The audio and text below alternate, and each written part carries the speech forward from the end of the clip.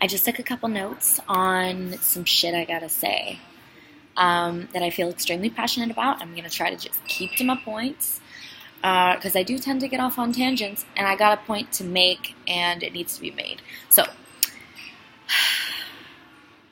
a lot of people are confused about my almost, some would say, exploiting my sexuality. While I consider myself a feminist, and I believe in equal respect for females and all human beings. And some have asked, do you really feel like you're respecting yourself in wearing that, or do you really feel like you're respecting yourself in talking about sex and sexuality openly and female sexuality? How dare you? And anyways, here's what I have to say about that sort of thing. And I think that it's a reasonable question because of the way that our society views female sexuality. It's only normal that people would have these kinds of questions. However, it is, in my opinion, due to seriously limited perspective and really unhealthy upbringing. So the reason that I quote-unquote exploit my sexuality is in order to bring awareness to that it is okay that a big piece of a woman's power and nature is her sexuality. It's okay. It's okay. And in my opinion, that is fact. Opinion and facts don't really go together like that, so I'm going to reword that. In my opinion, it is sort of a woman's sexuality is inherent. It's just, it's just a part of her nature. And so, and I'll go into that a little bit more in a minute. So my question is, why are we walking around pretending that a woman's sexuality is not a huge piece of who she is and of her place in the world? Instead of covering that up so that we can see the other pieces of her, why not celebrate it along with the other pieces of her? I don't understand why, if a woman is going to be celebrated for her other sides, that there can't be her sexuality as a part of that. Unless, of course, she's like famous, like Beyonce, we celebrate her sexuality and all of her glory. Why is it that your average everyday woman, your girl next door, your businesswoman, in order to be taken seriously, she can't be sexualized, she can't be a sex symbol as well as all of her other accomplishments? Why is that? We have to cover it up in order to be taken seriously. We cannot celebrate the other sides of us along with our sexuality. Why is that? My experience in society has been that if I celebrate or even just accept my sexuality, just refuse to deny that I am a sexual creature. That's it, like literally that, or God forbid that I celebrate it and embrace it, then that is all that I am. If I reject and cover up my sexuality, then I'm a prude. It's one or the other. Why is it that no matter what women do with their sexuality, no matter what their perspective or relation to it, they are judged and categorized? Let's end this. Let's just be. This is our nature. This is a huge part of who we are. I would argue that if you are a female, you are inherently sexual, coming back to that point, and therefore desirable and necessary to the world, as the need for reproduction is an ingrained piece to humanity, just as the need for food and water is. And with that, women are the choosers of when and with who reproduction will be.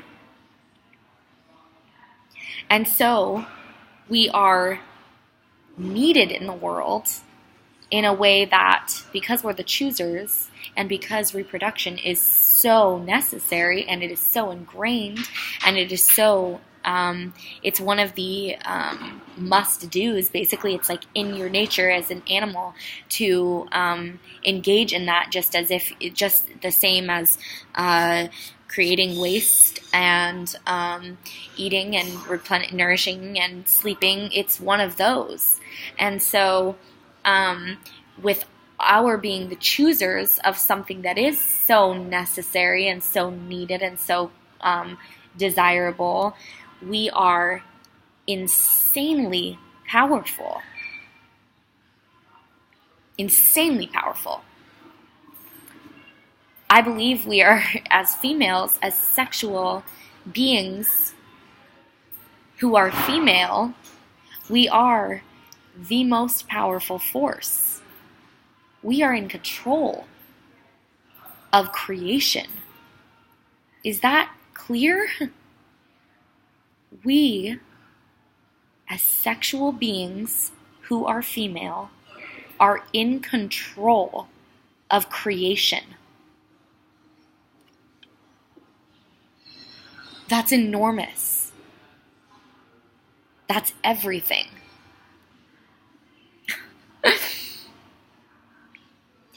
So, how is that not a divine, sacred, beautiful, honorable way of being? How is that not sacred to the world? How is that not celebrated? How is that singled out as a dirty thing? How is that singled out as something that takes away from the rest of your being, that takes away from the rest of your nature, if celebrated, or even just accepted, or even just mentioned? Why is it that if I am a businesswoman and there's something found out about me and my sex life, or my sexuality, or a statement that I've made about sexuality, blah, blah, blah, blah, blah, etc., why is it that that could hurt me as a businesswoman? When this is literally sacred, this power that I have, this sexuality that I have, is literally the reason that any of us exist. It is the culprit of life. There's something not adding up there. So, when did we start excluding sexiness and sensuality and sex symbols from the idea of divinity and honor and sacred?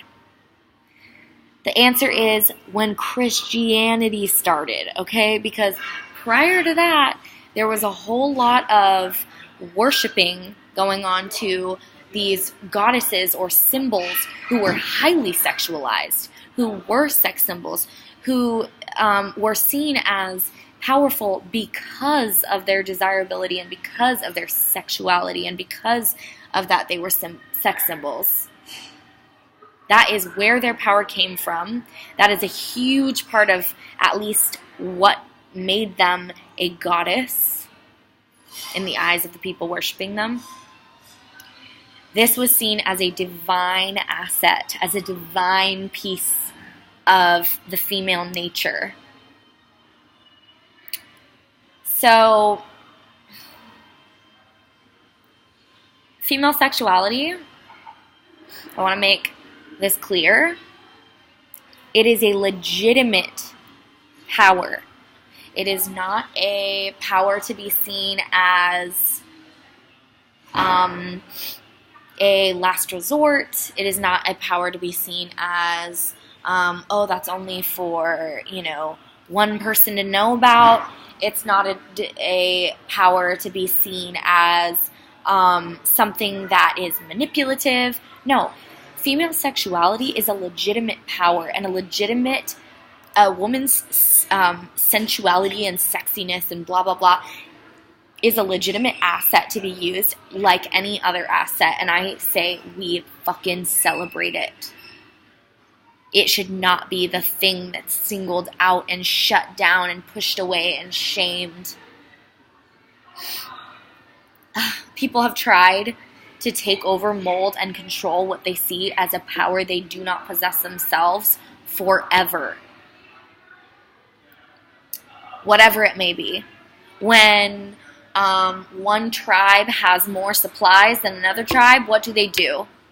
They do everything that they can to take over that land, that group of people, to make them into what they want them to be, to manipulate their power to become theirs. And if they can't do it, they want to destroy them.